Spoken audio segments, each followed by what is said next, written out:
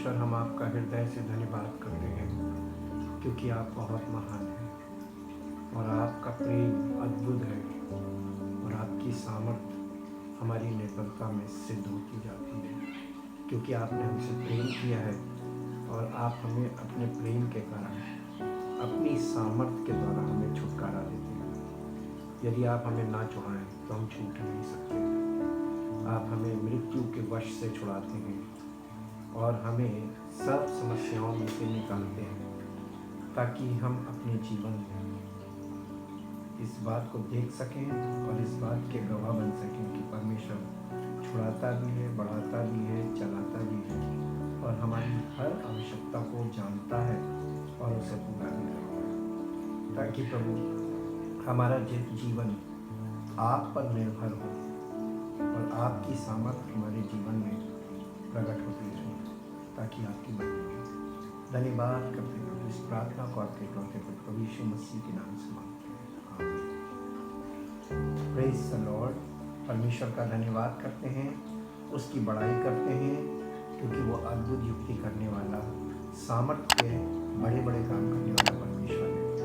जैसा कि हम परमेश्वर के वचनों में पवित्र आत्मा के मार्गदर्शन के द्वारा इन बातों को देख रहे हैं कि परमेश्वर शुरू से हमें छुड़ाने के लिए कहता आया है और अपने पुत्र के द्वारा उसने इस कार्य को शुरू किया है और अब ये कार्य भी आगे बढ़ता जा रहा है। परमेश्वर अपने पुत्र के द्वारा पवित्र आत्मा को भेजकर लोगों के जीवन में छुटकारे का काम कर रहा है। हमने इस बात को देखा है पिछले वीडियो में कि परमेश्वर की आवाज़ को या उसकी वाणी को हमें पहचानना है और उस वाणी को हमें फॉलो करना है। हमें परमेश्वर की आवाज़ पहचाननी चाहिए।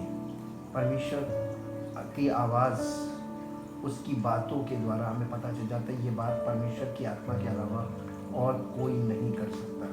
और परमेश्वर का आत्मा अपनी ओर से कुछ ना कहेगा, बल्कि वो परमेश्वर के वचनों के द्वारा ही हमसे बात करेगा।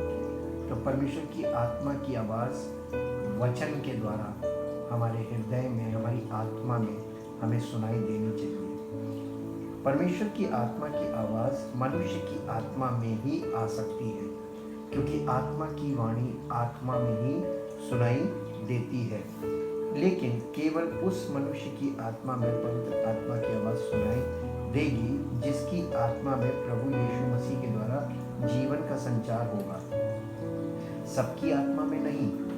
इसलिए प्रभु यीशु ने कहा था कि तुम सुनते रहोगे पर तुम्हें कुछ समझ में नहीं आएगा और देखते रहोगे पर कुछ नहीं बूझोगे। जैसा कि हम प्रभु यीशु मसीह के मुंह से निकली हुई बोली को मत्ती रचित सुसमाचार के 13 अध्याय में देखते हैं और 13 अध्याय में हम इसके 13 पद से देखेंगे। यहाँ पर लिखा हुआ है, मैं उनसे दृष्टांतों में इसलिए बातें करता हूँ कि वे देखते हुए नहीं देखते और सुनते हुए नहीं सुनते और नहीं समझते। और उनके विषय में यशायाह की ये भविष्यवाणी पूरी होती है, तुम कानों से तो सुनोगे पर समझोगे नहीं।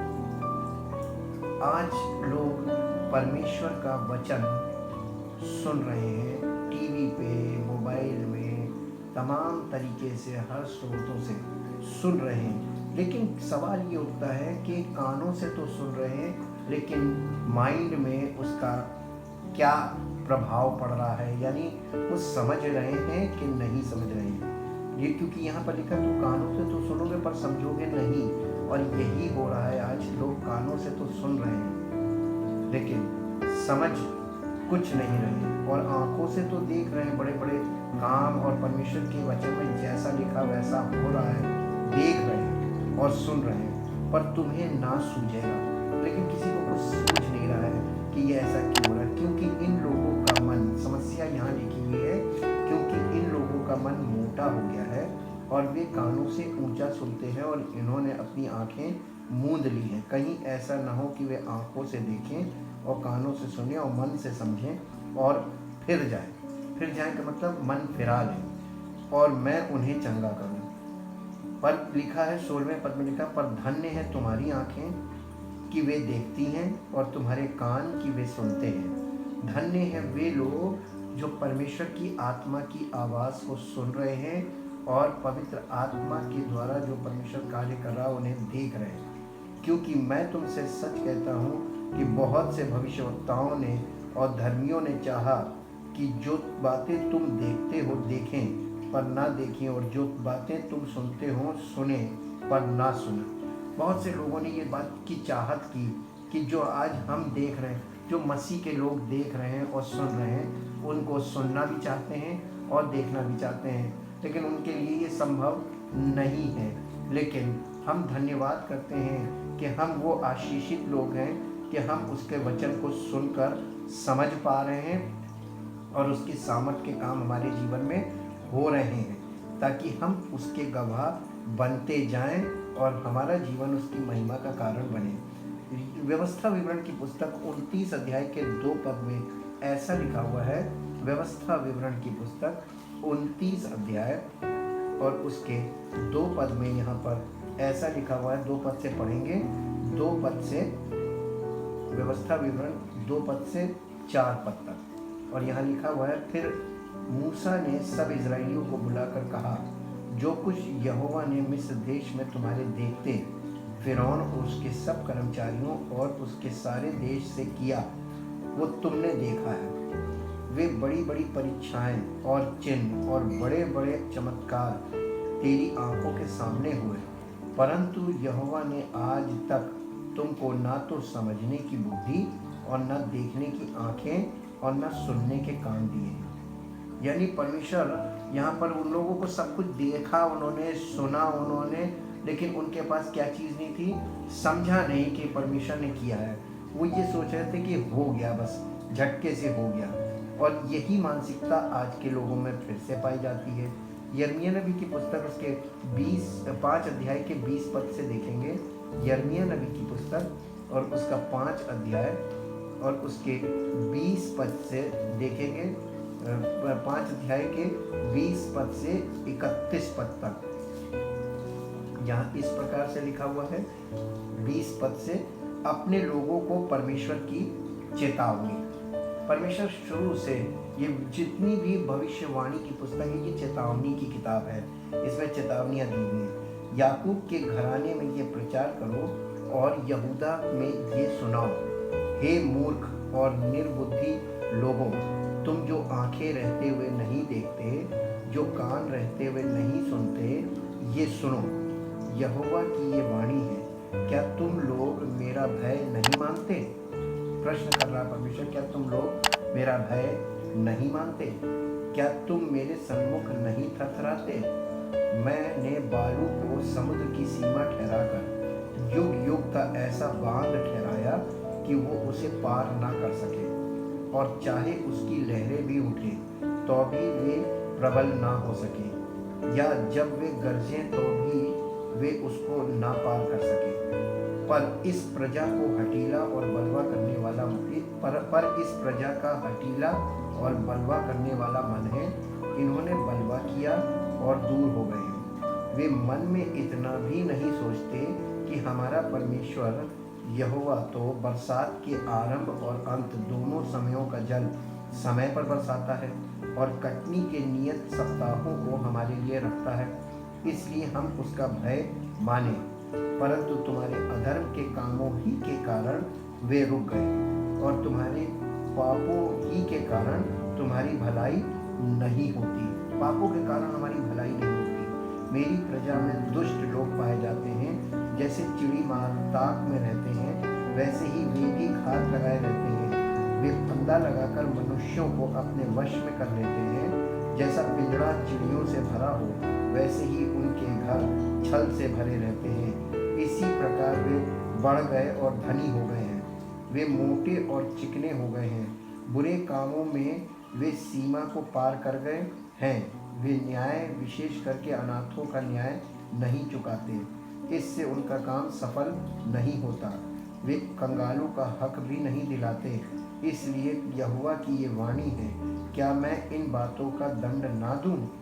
क्या मैं ऐसी जाति से पलटा ना लूं? देश में ऐसा काम होता है जिससे चकित और रोमांचित होना चाहिए।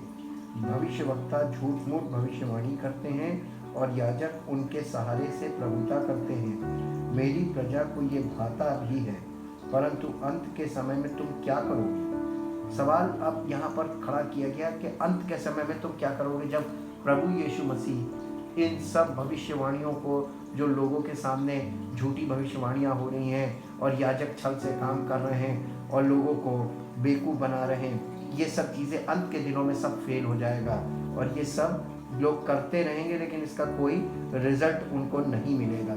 यशायाह नबी की पुस्तक में चलेंगे, उसके 6 अध्याय में, यशायाह नबी की पुस्तक 6 अध्याय का, यशायाह नबी की पुस्तक 6 अध्याय और 6 अध्याय के 9 और 10 पद में इस प्रकार से लिखा हुआ है।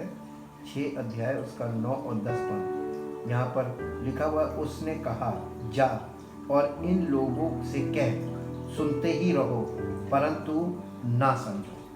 आज लोग केवल सुन रहे हैं, समझता कोई नहीं। देखते ही रहो परंतु ना बूझो। आज लोग देख भी रहे हैं लेकिन उनको कुछ बूझ नहीं पड़ रहा है, कुछ समझ में नहीं आ रहा है। तू इन लोगों के मन को मोटा और इनके कानों को भारी कर और उनकी आंखों को बंद कर, ऐसा ना हो कि वे आंखों से देखें और कानों से सुने और मन से बूझें और मन फिराएं और चंगे हो जाएं। ये परमेश्वर की ओर से पहले से ये बात दर्ज है और व्यवस्था से ये बात चली आ रही है कि लोग सुनेंगे। तो चेतावनियों में भविष्यवक्ताओं के द्वारा भी परमेश्वर ने इन बातों को बोला कि तुम सुनते रहो, देखते रहो, लेकिन समझ में किसी के कुछ नहीं आएगा। यूहन्ना रचित सुसमाचार के 12 अध्याय में आएंगे। यूहन्ना रचित सुसमाचार उसका 12 अध्याय, यूहन्ना रचित सुसमाचार 12 अध्याय का 39 और 40 पद देखेंगे। यहाँ पर इस प्रकार से लिखा हुआ है, यूहन्ना रचित सुसमाचार 12 अध्याय उसका 39 और 40 पद। यहाँ पर इस प्रकार से लिखा है, इस कारण वे विश्वास ना कर सके क्योंकि यशायाह ने ये भी कहा है, उसने उनकी आंखें अंधी और उनका मन कठोर कर दिया है। कहीं ऐसा न हो कि वे आंखों से देखें और मन से समझें और फिरें और मैं उन्हें चंगा कर दूं। यहाँ पर ये यशायाह में जो बातें लिखी हुई है, ये उसको कोट नहीं है, इस प्रकार से ये प्रभु यीशु मसीह को कोट कर रहे हैं और कह रहे हैं कि इसलिए किया गया है कि वे विश्वास ना कर सके। किस पर? प्रभु यीशु मसीह पर विश्वास ना कर सके। प्रभु यीशु मसीह उद्धार करता है, ये विश्वास ना कर सके। प्रभु यीशु मसीह हमारे पापों के लिए मरा, ये विश्वास ना कर सके और हम उसके साथ पापों के लिए मर चुके हैं, ये विश्वास ना कर सके और उसी के साथ हम जी उठे हैं, ये भी विश्वास ना कर सके, ताकि लोग पवित्र आत्मा के अनुसार चलें और नया जीवन प्राप्त करें। ये ना हो सके, इसलिए ये ऐसा हो रहा है। और इसी के साथ साथ प्रेरितों के काम 28 अध्याय में देखेंगे। प्रेरितों के काम 28 अध्याय में यहाँ इस प्रकार से लिखा हुआ है। प्रेरितों के काम उसका 28 अध्याय और 28 अध्याय के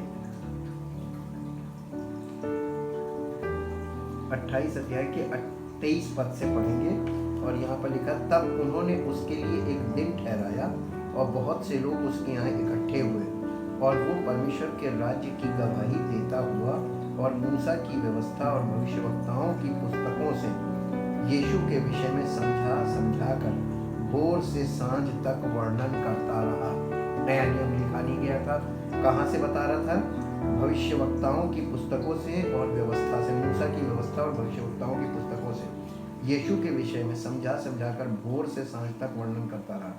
तब कुछ ने उन बातों को मान लिया और कुछ ने विश्वास ना किया। जब वे आपस में एक मत ना हुए तो पौलुस की इस बात के कहने पर चले गए, पवित्र आत्मा ने यशायाह भविष्यवक्ता के द्वारा तुम्हारे बाप दादों से ठीक ही कहा। यानी जो भविष्यवक्ता थे उनके द्वारा भी पवित्र आत्मा ही बात कर रहा था। जाकर इन लोगों से कह कि सुनते तो रहोगे परंतु ना समझोगे और देखते तो रहोगे परंतु ना बूझोगे, क्योंकि इन लोगों का मन मोटा और उनके कान भारी हो गए हैं और उन्होंने अपनी आंखें बंद की हैं। ऐसा ना हो कि वे कभी आंखों से देखें और कानों से सुने और मन से समझें और फिरें और मैं उन्हें चंगा करूं। तो ये अतः तुम जानो कि परमेश्वर के इस उद्धार की कथा अन्य जातियों के पास भेजी गई है और वे सुनेंगे। ये उद्धार की कथा अन्य जातियों के पास भेजी गई है और यहाँ पर परमेश्वर का आत्मा पहले से कह रहा है कि वे सुनेंगे और इसीलिए यीशु मसीह ने ऐसा कहा था। यीशु मसीह का भी दावा है कि उसकी भेड़ें उसका शब्द अर्थात उसकी आवाज़ सुनेंगी। यूहन्ना रचित सुसमाचार उसके 10 अध्याय में आएंगे। यूहन्ना रचित सुसमाचार उसका 10 अध्याय और 10 अध्याय के 27 पद से देखेंगे। यहाँ पर लिखा है, मेरी भेड़ें मेरा शब्द सुनती हैं, मैं उन्हें जानता हूँ और वे मेरे पीछे पीछे चलती हैं और मैं उन्हें अनंत जीवन देता हूँ। वे कभी नष्ट ना होंगी और कोई उन्हें मेरे हाथ से छीन ना लेगा। मेरा पिता जिसने उन्हें मुझको दिया है सबसे बड़ा है और कोई उन्हें पिता के हाथ से छीन नहीं सकता। मैं और पिता एक है। प्रभु यीशु मसीह यहाँ पर बहुत स्पष्ट तौर पर बता रहे हैं कि मेरी भेड़ें मेरा शब्द सुनती हैं। यहाँ पर यीशु मसीह ये नहीं कह रहे हैं कि मेरी भेड़ें प्रार्थना करती हैं। प्रभु यीशु मसीह के लोग या प्रभु यीशु मसीह की भेड़ें प्रार्थना नहीं करती हैं, बल्कि क्या करती हैं। यहाँ पर आप इस सच्चाई को प्राप्त कर सकते हैं कि उसने कहा अपने मुंह से, मेरी भेड़ें मेरा शब्द सुनती हैं। इसका मतलब प्रभु यीशु मसीह की भेड़ें उसकी आवाज़ को पहचानती हैं और केवल उसी की आवाज़ को फॉलो करती हैं, क्योंकि लिखा है मैं उन्हें जानता हूँ। दूसरी अच्छी बात लिखी है कि यीशु मसीह अपनी भेड़ों को जानता है और वे मेरे पीछे पीछे चलती हैं। इसका मतलब वो यीशु मसीह के पीछे पीछे चलती हैं और यीशु मसीह उनकी आवाज़ पहचानता है और वो यीशु मसीह की आवाज़ पहचानती हैं। यहाँ पर ये वाली चीज़ किसी भी तरीके से मनुष्य इसकी कॉपी नहीं कर सकता या इस तरीके की बात कहीं आपको देखने को नहीं मिलेगी। ये दावा सब तरह की मिनिस्ट्रीज को फेल करने वाला दावा है, क्योंकि यहाँ पर जो लिखा हुआ है, मैं इसको इंग्लिश एम्प्लीफाइड में पढ़ूंगा। The gospel of John chapter 10 verse 27, the sheep that are my own hear and are listening to my voice. Listening का मतलब मेरी आवाज़ सुन रही हैं अभी भी, यानी ये प्रेजेंट कंटिन्यूअस टेंस है। तो यीशु मसीह की जो भेड़ें हैं वो उसकी वॉइस को, उसकी आवाज़ को सुनती हैं और अभी भी सुन रही हैं। एंड आई नो देम, और वो कह रहा मैं उन्हें जानता हूँ। एंड दे फॉलो मी, और वो मेरे पीछे पीछे चलती हैं। फॉलो का मतलब होता है पीछे पीछे चलना। प्रभु यीशु मसीह की भेड़ें प्रभु यीशु मसीह की आवाज़ को सुनती हैं। प्रभु यीशु मसीह उन्हें पहचानता है क्योंकि वो प्रभु यीशु मसीह के पीछे पीछे चलती हैं। ये मामूली दावा नहीं है और यही दावा हमें और आपको उसकी भेड़ें हैं कि नहीं है इस बात को साबित करेगा। इसलिए उसने ये बात बोली और इसके बाद उसने कहा 28 पद में, और मैं उन्हें अनंत जीवन देता हूँ, वे कभी नष्ट ना होंगी और कोई उन्हें मेरे हाथ से छीन ना लेगा। मेरा पिता जिसने उन्हें मुझको दिया है सबसे बड़ा है और कोई उन्हें पिता के हाथ से छीन नहीं सकता। मैं और पिता एक हैं। अब आप ये देखिए कि यीशु मसीह और परम पिता परमेश्वर ये दोनों एक हैं और आप भेड़ किसकी हैं? जिसकी भेड़ है उसी की आवाज़ को आप फॉलो करेंगे, उसी के द्वारा आप बाइबल से तो सब वचन का प्रचार कर रहे हैं। क्या प्रभु यीशु मसीह की आवाज़ आज तक आपको सुनने को मिली? क्या आप उसकी आवाज़ पहचानते हैं? क्या आप उसके पीछे पीछे चल रहे हैं या आप किसी सेवक के पीछे चल रहे हैं? सेवक के पीछे चलना मसीह को फॉलो करना नहीं है। और इसीलिए 10 अध्याय के 14 पद में इस प्रकार से लिखा है, यूहन्ना रचित सुसमाचार के 10 अध्याय के 14 पद में लिखा हुआ है, अच्छा चरवाहा मैं हूँ, मैं अपनी भेड़ों को जानता हूँ और मेरी भेड़ें मुझे जानती हैं। ये दावा यीशु मसीह का इसी चैप्टर में कि मैं अपनी भेड़ों को जानता हूँ और मेरी भेड़ें मुझे जानती हैं। अब हमें और आपको ये ध्यान देना है कि हम भेड़ किसकी हैं, जिसको हम फॉलो कर रहे हैं हम उसकी भेड़ हैं। यदि हम प्रभु यीशु मसीह की आवाज़ को फॉलो कर रहे हैं जो पवित्र आत्मा के द्वारा हमारी आत्मा में सुनाई देती है, तो हम मसीह की भेड़ हैं।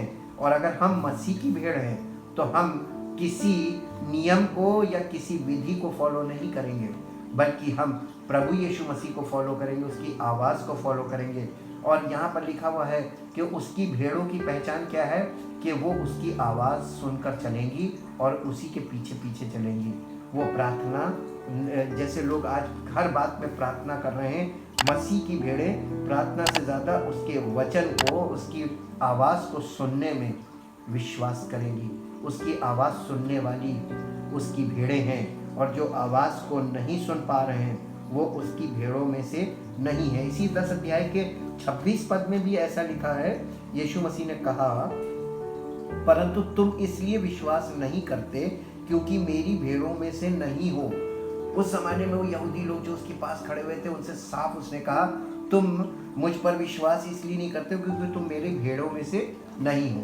इसका मतलब यीशु मसीह की जो भेड़ें हैं वो उस पर विश्वास करेंगी, तभी तो उसकी आवाज़ को पहचानेंगी, और आवाज़ को पहचानेंगे और उसके पीछे पीछे चलेंगी। ये विश्वास से शुरू होने वाला काम है। इसीलिए यूहन्ना रचित सुसमाचार के 8 अध्याय के 47 पद में भी यीशु मसीह ने इस प्रकार कहा था। 8 अध्याय और उसके 47 पद में इस प्रकार से कहा था यीशु मसीह ने, जो परमेश्वर से होता है वो परमेश्वर की बातें सुनता है, और तुम इसलिए नहीं सुनते कि परमेश्वर की ओर से नहीं हो। यानी जो परमेश्वर के लोग हैं वो ही परमेश्वर की बातें सुनेंगे, और सब लोग सुनना पसंद नहीं करेंगे। ये बात यीशु मसीह ने उस ज़माने में जब वो ज़मीन पर सेवकाई कर रहा था और आया था उद्धार के काम को करने के लिए, उसी समय उस ज़माने के लोगों से उसने कहा था, और ये बात आज भी ऐसे ही है। ये देखिए, इंग्लिश एम्प्लीफाइड वर्जन में लिखा है, the gospel of John chapter 8 verse 47, whoever is of God listens to God. Those who belong to God hear the words of God. This is the reason that you do not listen to those words to me, because you do not belong to God and are not of God or in harmony with Him. यानी तुम परमेश्वर के साथ नहीं जुड़े हो, तुम परमेश्वर को नहीं जानते हो, तुम परमेश्वर की बातों को इसलिए सुनना नहीं चाहते हो। इसीलिए उसने आगे इस प्रकार से कहा था, पहला यूहन्ना 4 अध्याय और उसके 5 और 6 पद में इस प्रकार से कहा यीशु मसीह ने पवित्र आत्मा के द्वारा। ये यूहन्ना ने इस पत्री को लिखा है, और यूहन्ना ने इस पत्री को लिखा तो उसके द्वारा पवित्र आत्मा ने उसको ये बात प्रकट की। 4 अध्याय, पहला यूहन्ना 4 अध्याय और उसका 5 और 6 पद में लिखा है, वे संसार के हैं, इस कारण वे संसार की बातें बोलते हैं और संसार उनकी सुनता है। हम परमेश्वर के हैं, जो परमेश्वर को जानता है वो हमारी सुनता है, जो परमेश्वर को नहीं जानता वो हमारी नहीं सुनता। इस प्रकार हम सत्य की आत्मा और भ्रम की आत्मा को पहचान लेते हैं, क्योंकि इसके पहले अध्याय में लिखा है, हे प्रियो, हर एक आत्मा की प्रतीति ना करो, वरन आत्माओं को परखो कि वे परमेश्वर की ओर से हैं कि नहीं, क्योंकि बहुत से झूठे भविष्यवक्ता जगत में निकल खड़े हुए हैं। इसलिए जब झूठे लोगों के बढ़ गए हैं तो अब आपको सच को पहचानना है, सच्ची पवित्र आत्मा को अगर पहचानना है, तो जो कोई पवित्र आत्मा की आवाज़ नहीं सुन रहा है वो परमेश्वर की ओर से नहीं है, वो परमेश्वर का जन नहीं है। और जो परमेश्वर की आत्मा की आवाज़ सुन रहा है वही परमेश्वर की ओर से है।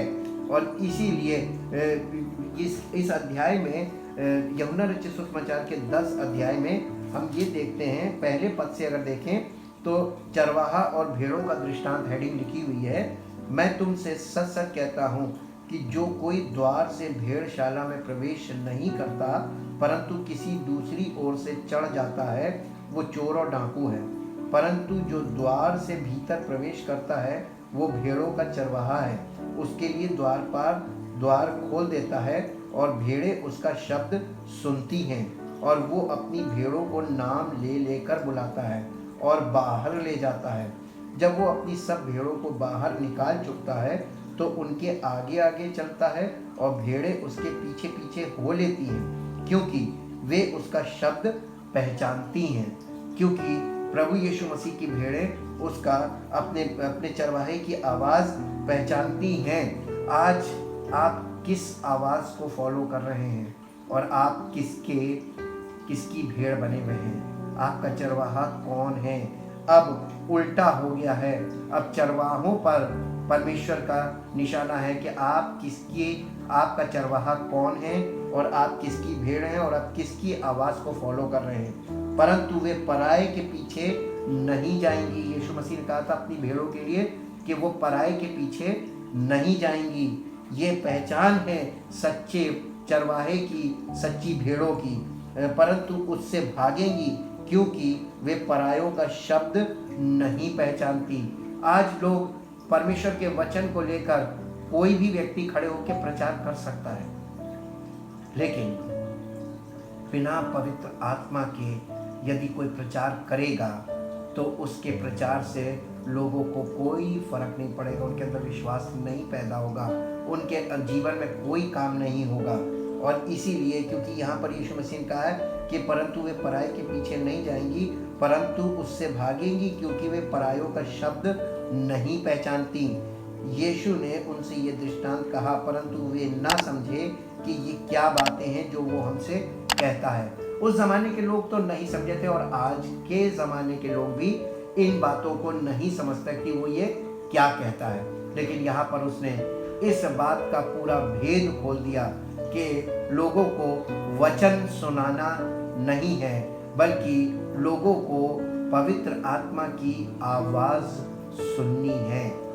सुनाने वाले तो खड़े हुए हैं और सुनने वाले भी हैं, लेकिन अगर दोनों तरफ से काम हो रहा है और उसका कोई रिजल्ट नहीं आ रहा है, इसका मतलब कि एक चीज़ वहाँ पर नहीं है और वो है मसीह का आत्मा। वहाँ पर पवित्र आत्मा नहीं है और जब पवित्र आत्मा नहीं होगा तो लोग इन लिखित वचनों से लोगों को प्रचार तो करेंगे, लेकिन उनके जीवन में वो सिर्फ सुनने वाले होंगे और वो सुनते रहेंगे, बूझेंगे कुछ नहीं, समझेंगे कुछ नहीं। इसलिए नहीं समझ में आ रहा क्योंकि पवित्र आत्मा के बिना जब आप बोलेंगे तो ये वचन सिर्फ शब्द जाएंगे और उसकी पावर काम नहीं करेगी, और जब तक पावर नहीं होगी तो वो शब्द ही रहेंगे और उसका कोई प्रतिफल उस जिंदगी में कभी भी दिखाई नहीं देगा। इसीलिए तो पौलुस ने कलीसिया को पत्री लिखी और उनसे कहा, इफिसियों की पत्री 4 अध्याय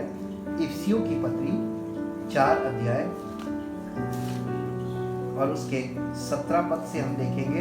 यहाँ पर पौलुस इस प्रकार से कलीसिया को पत्री लिख रहा है कि मसीह में नया जीवन। इसलिए मैं ये कहता हूँ और प्रभु में आग्रह करता हूँ कि जैसे अन्य जातीय लोग अपने मन की अनर्थ रीति पर चलते हैं, यानी मन के मुताबिक चलते हैं जैसा उनको भाता है, तुम अब से फिर ऐसे ना चलो, क्योंकि उनकी बुद्धि अंधेरी हो गई है और उस अज्ञानता के कारण जो उनमें है और उनके मन की कठोरता के कारण वे परमेश्वर के जीवन से अलग किए हुए हैं, यानी पवित्र आत्मा से अलग किए हुए हैं, और वे सुन्न होकर लुचपन में लग गए हैं कि सब प्रकार के गंदे काम लालसा से किया करें। पर तुमने मसीह की ऐसी शिक्षा नहीं पाई, वरन तुमने सचमुच उसी की सुनी और जैसा यीशु में सत्य है उसी में सिखाए भी गए कि तुम पिछले चाल चलन के पुराने मनुष्यत्व को जो भरमाने वाली अभिलाषाओं के अनुसार भ्रष्ट होता जाता है उतार डालो और अपने मन के आत्मिक स्वभाव में नए बनते जाओ और नए मनुष्यत्व को पहन लो जो परमेश्वर के अनुरूप सत्य की धार्मिकता और पवित्रता में सृजा गया है। और इस कारण झूठ बोलना छोड़कर हर एक अपने पड़ोसी से सच बोले, क्योंकि हम आपस में एक दूसरे के अंग हैं। क्रोध तो करो पर पाप मत करो। सूर्य अस्त होने तक तुम्हारा क्रोध ना रहे, और न शैतान को अवसर दो। चोरी करने वाला फिर चोरी ना करे, वरन भले काम करने में अपने हाथों से परिश्रम करे, इसलिए कि जिसे प्रयोजन हो उसे देने को उसके पास कुछ हो। कोई गंदी बात तुम्हारे मुंह से ना निकले, पर आवश्यकता के अनुसार वही निकले जो उन्नति के लिए उत्तम हो, ताकि उससे सुनने वालों पर अनुग्रह हो। परमेश्वर के पवित्र आत्मा को शोकित मत करो, जिससे तुम पर छुटकारे के दिन के लिए छाप दी गई है। सब प्रकार की कड़वाहट और प्रकोप और क्रोध और कलह और निंदा सब बैर भाव समेत तुमसे दूर किए जाएं। एक दूसरे पर कृपालु और करुणामय हो, और जैसे परमेश्वर ने मसीह में तुम्हारे अपराध क्षमा किए, वैसे ही तुम भी एक दूसरे के अपराध क्षमा करो।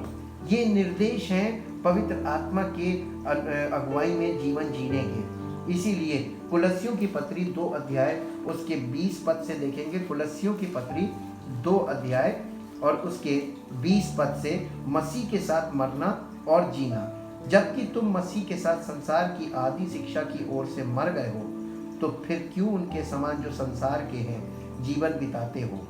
तुम ऐसी विधियों के वश में क्यों रहते हो कि ये ना छूना, उसे ना चखना और उसे हाथ ना लगाना? ये सब वस्तुएं काम में लाते लाते नष्ट हो जाएंगी, क्योंकि ये मनुष्यों की आज्ञाओं और शिक्षाओं के अनुसार है।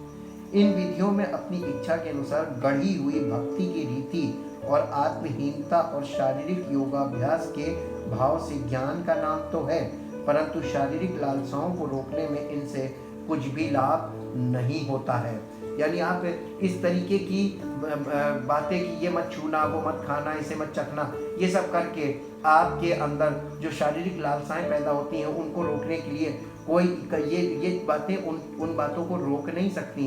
इसीलिए कुलस्सियों की पत्री 3 अध्याय उसके 1 से 4 पद में उसने आगे कहा, अतः जब तुम मसीह के साथ जिलाए गए तो स्वर्गीय वस्तुओं की खोज में रहो, जहां मसीह विद्यमान है और परमेश्वर की दाहिनी ओर बैठा है। पृथ्वी पर की नहीं, परंतु स्वर्गीय वस्तुओं पर मन लगाओ, क्योंकि तुम तो मर गए और तुम्हारा जीवन मसीह के साथ परमेश्वर में छिपा हुआ है। जब मसीह जो हमारा जीवन है प्रकट होगा, तब तुम भी उसके साथ महिमा सहित प्रकट किए जाओगे।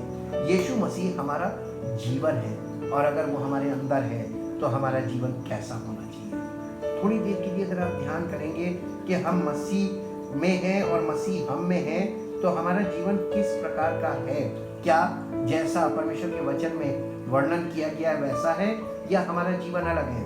हम उसकी आवाज को इसलिए नहीं सुन रहे क्योंकि वो हमारे साथ नहीं और हम उसके साथ नहीं। Thank you, thank you, thank you. पिता परमेश्वर, हम आपका धन्यवाद करते हैं। धन्यवाद इसलिए करते हैं क्योंकि आप महान हैं, और आपने जो किया है वो आपके अलावा और कोई नहीं कर सकता।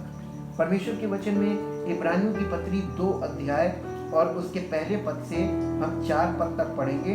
इस कारण चाहिए कि हम उन बातों पर जो हमने सुनी है और भी मन लगाएं, ऐसा ना हो कि बहक कर उनसे दूर चले जाएं, क्योंकि जो वचन स्वर्गदूतों के द्वारा कहा गया था, जब वो स्थिर रहा और हर एक अपराध और आज्ञा ना मानने का ठीक ठीक बदला मिला, तो हम लोग ऐसे बड़े उद्धार से निश्चिंत रहकर कैसे बच सकते हैं, जिसकी चर्चा पहले पहल प्रभु के द्वारा हुई और सुनने वालों के द्वारा हमें इसका निश्चय हुआ। और साथ ही परमेश्वर भी अपनी इच्छा के अनुसार चिन्हों और अद्भुत कामों और नाना प्रकार के सामर्थ्य के कामों और पवित्र आत्मा के वरदानों के बांटने के द्वारा इसकी गवाही देता रहा। हम इस उद्धार के समाचार को सुनकर कैसे निश्चिंत रह सकते हैं?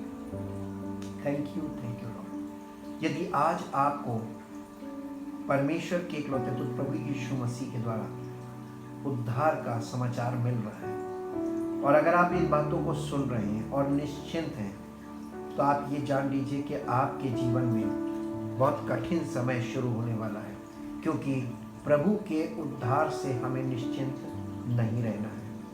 हमें उस उद्धार में बढ़ना है, क्योंकि हमारे उद्धार के लिए ही परमेश्वर ने अपने पुत्र को बलिदान किया। और परमेश्वर ने जब इतना बड़ा काम किया है और हमसे कुछ नहीं मांगा और हमसे कुछ करने को नहीं कहा, केवल उस बलिदान को ग्रहण करना है विश्वास के साथ और पवित्र आत्मा की अगुवाई में जीवन व्यतीत करना है।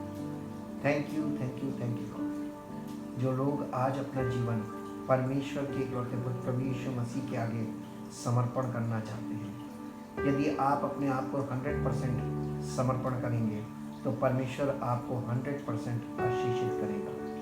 Thank you, thank you, thank you. परमपिता परमेश्वर, हृदय से आपका धन्यवाद करते हैं। अद्भुत युक्ति करने वाले परमेश्वर, असंभव को संभव करने वाले परमेश्वर, आपका धन्यवाद करते हैं। आपने हमें मृत्यु पर जयवंत बना दिया, लेकिन जब तक हम उस बात को, उस सुसमाचार को एक्सेप्ट नहीं करेंगे और प्रभु यीशु मसीह के साथ हम मर चुके हैं, ये बात का अनुभव हमें नहीं प्राप्त होगा। जब तक पवित्र आत्मा के द्वारा हम जिलाए नहीं जाते, तब तक हम नए जीवन की चाल कैसे चल सकते हैं। हम सब लोगों पर आपने दया की है, अनुग्रह किया प्रभु। हमें अनुग्रह के अंतर्गत वो जो हम नहीं कर सकते थे वो आपने किया, और जो हम कर सकते हैं उसका निर्देश पवित्र आत्मा के द्वारा आप हमें देते हैं, ताकि हमारा जीवन पवित्र आत्मा की अगुवाई में जीने वाला जीवन है और हमारे जीवन को देखकर लोगों को ये पता चले कि हम परमेश्वर के लोग हैं और उस परमेश्वर की बातें हमारे जीवन में प्रकट हों और हमारे बोलने से उसकी बातों का प्रचार हो, उसका प्रसार हो और लोगों को वचन की सामर्थ्य का अनुभव हो और आपकी महिमा प्रकट हो। यीशु मसीह धन्यवाद करते हैं। जिन लोगों को आप ग्रहण करना चाहते हैं उन्हें आप ग्रहण करते हैं। प्रभु, आपका अनुग्रह उन लोगों पर हो जो अपना जीवन आपको समर्पित कर रहे हैं वास्तव में, और आपकी सामर्थ्य उनके जीवन में अद्भुत कार्य करें, ताकि वो नई सृष्टि बनकर आपकी महिमा का कार्य करें। प्रभु यीशु मसीह के नाम से प्रार्थना करते हैं, आमीन। परमेश्वर आपको आशीषित करे। Praise the Lord.